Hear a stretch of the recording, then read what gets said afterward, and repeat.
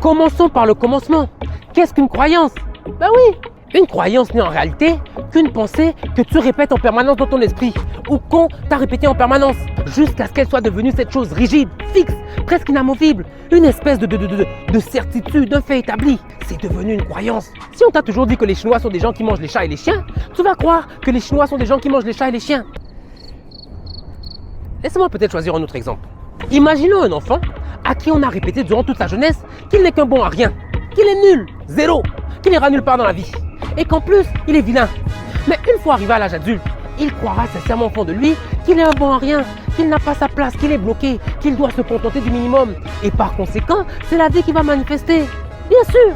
Maintenant, s'il désire réussir, s'il désire s'en sortir, il devra d'abord se débarrasser de toutes ces croyances limitantes qu'on lui a infligées.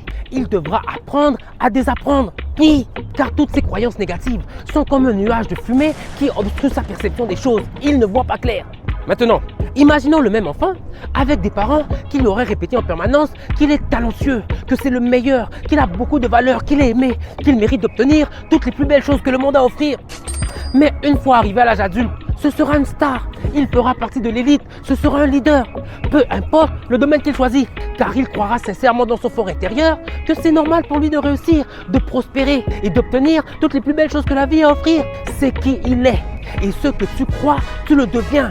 C'est le pouvoir irréfutable de nos croyances. N'est-ce pas, Zelensky? Alors,